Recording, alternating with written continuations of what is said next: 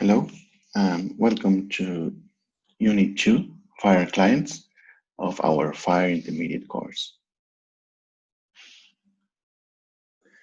Today we will review the goals and learning objectives of this unit. We will go to the common features in FHIR client libraries and talk a little bit about our code labs. So in this unit, we will talk about developing FHIR clients using reference libraries and connecting to Argonaut IPS compliant FHIR servers. We will present the general concepts for all libraries, how to perform common tasks in FHIR, connecting, accessing resources, etc. And then describe how each library allows you to do each task. So in fact, this unit contains 3 different subunits on how to use each library: in Java, in .NET, and in Node.js. So you should be able at the end to produce a FHIR client that can connect to a FHIR server, find patients, retrieve the demographic data, receive and display a set of clinical resources, find a provider near a patient, request an IPS for a patient, and consume the clinical data it contains, and finally retrieve a set of values for creating a combo or a translation for terminology. We divided this in 2 tracks, one for US core and one for IPS. So you can do whatever you want, but you can learn how to handle both IGs. So for a general view of FHIR client, we have to remember that the client in our FHIR world may also be a server for another process. And it's not necessarily user-faced or presentation layer-oriented. The only feature for us that defines that an application or computer program is a FHIR client is that it will use a FHIR server to store, meaning creating, updating, or deleting, or read, like in searching or direct get FHIR resources. So we will teach you just how to use libraries to read, search, create, update, delete, and other operations for you as a FHIR client. So how to create transactions, documents, perform resource validation, parse and serialize resources, or use terminology services. And we have to select one library for each platform because we cannot cover every library and every platform. So the scope of this specific part of the course is how to use libraries to enable your FHIR clients.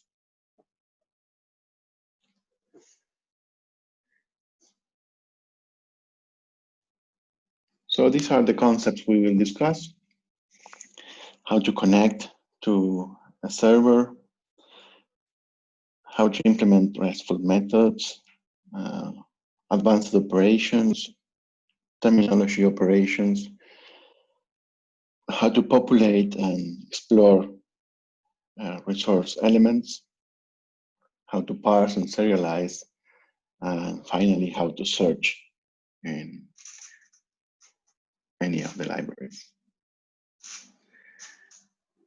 We will see this theory through this specific session, but in the code labs you will look at in depth at how it is implemented. The first step for every client is to specify the server endpoint, headers, and authentication.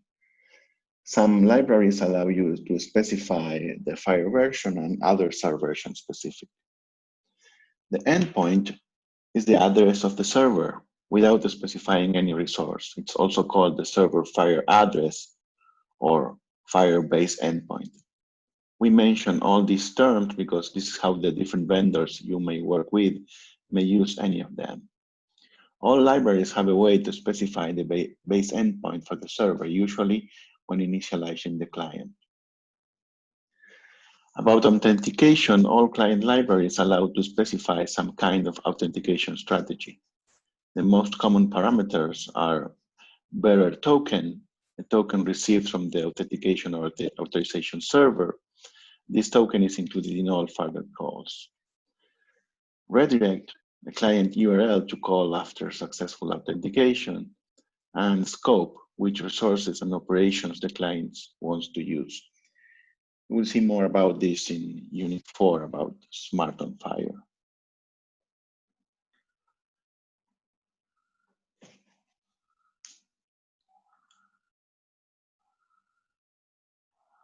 All libraries allow adding additional headers to the request, like those defining request and response format.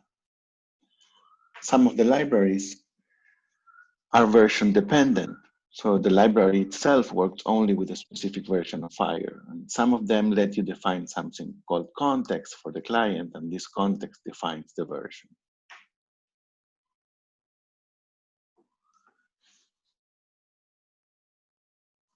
About the basic RESTful methods, all the libraries allow you to use these 4 methods: read, create, update, and delete.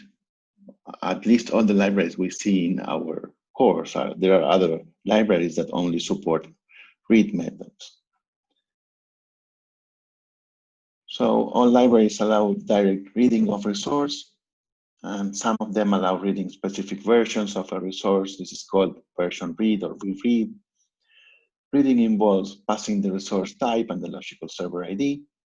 It's a direct get. It's also important to be able to read the resource knowing the full URL. And if you do a direct read to the resource after deletion, the answer will be 410 deleted. About create, not all libraries allow the creation of resources. And if you want to create a resource, it involves populating the resource elements.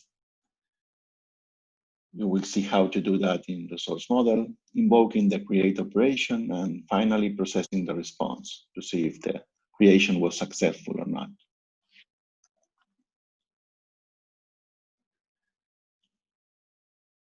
To update the resource, it's almost the same that creating the resource, but you have to read the current status of the resource first, populate the change resource elements, invoking the update operation, and finally processing the response.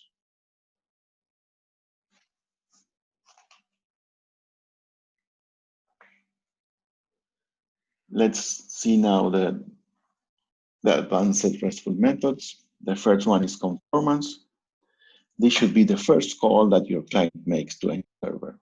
It will allow you to find out if the specific server is able to process the operations you need and support the profiles you are using. All libraries allow requesting format resources. In fact, some libraries read and process the metadata resource as soon as the client is connected. And some others facilitate traversing the conformance resource to allow answering some basic questions about the server. For example, does this server support searching by city? Does this server implement versioning on the patient resource, etc.? About extended operations, there are operations beyond REST. They begin with the $sign, and they may be defined for specific resources, instance specific, like a specific instance of a given resource class or the whole server. Terminology specific operation will be discussed below under terminology operations. One example of a server-wide operation will be history applied to all resources. This operation requires the scenes parameter. One example of an instance-specific operation will be $everything applied to a specific patient. Some of these operations are not directly supported by the libraries we've chosen. In this case, we teach how to implement them using standard libraries.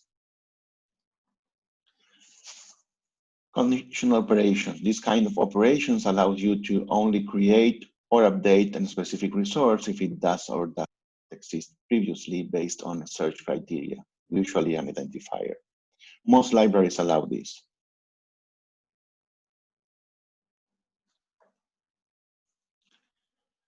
About terminology operations, they are a set of specific operations beyond RESTful GET and search intended to implement terminology services for concepts in given vocabularies. Target vocabularies need to be defined and stored or facade as value sets and code system resources. We will treat them separately because they are important in any project. We will only cover the most common usual operations in this course, enough to populate lists or validate codes. So we will cover validate code, expand, validate code in code systems, and lookup. Remember that not all FHIR servers support terminology operations, and not all FHIR servers support terminology operations have loaded or support SNOMED or its expressions, LOINC, and the HSM vocabularies.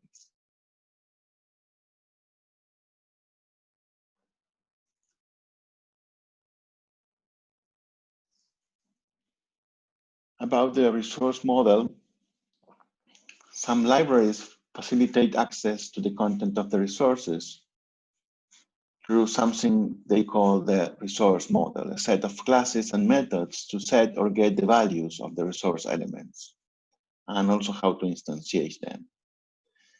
These classes and methods provided by the libraries also make your life as a developer easier because they enable IntelliSense or code complete. So it's easy to know what to write. This happens in Java and .NET because they are strongly typed in JS. Unless you incorporate some TypeScript models, you are on your own accessing the objects through the object name.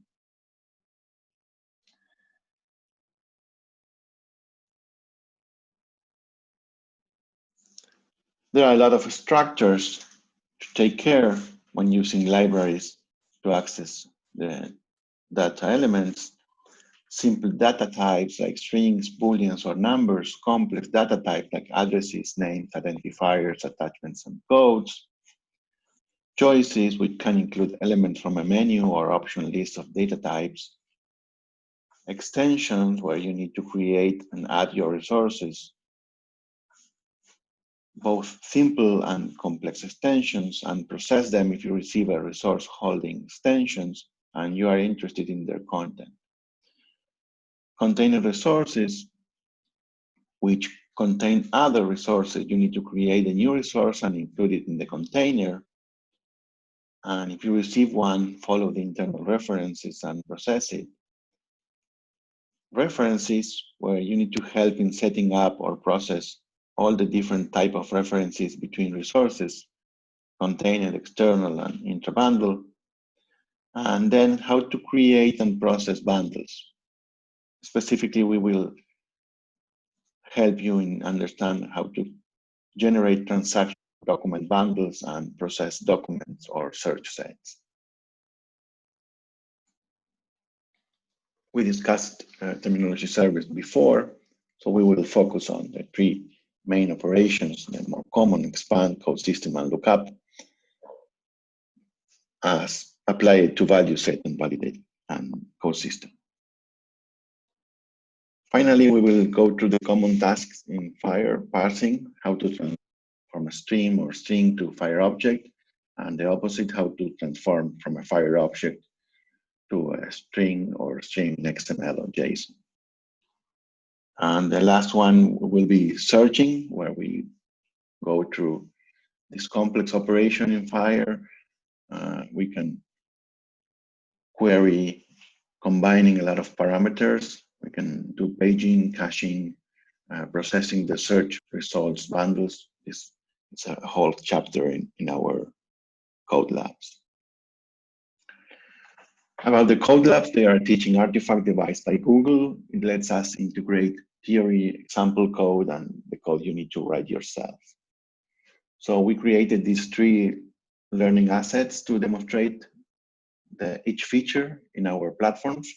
One of them is the example. You will see all the icons that will identify each of the artifacts or assets. Examples is working code implementing each feature. Then you have the recite, it's like code, but with placeholders. You can replace the placeholders and get your own code. And finally, the micro assignments. There are things that you have to try yourself. Remember that they are not graded, and we will provide the solutions. And you don't need to solve all the assignments. There are a lot of them. And if the example is too big, we will include a link to a GIST, and you have to click in the cat icon that represents the GIST in GitHub. So we will have a code lab for each of the platforms. You will learn how to do all this stuff in Java, in C# and Node.js. Remember to watch our next video and the accompanying reading about the assignments in this unit. Thank you very much.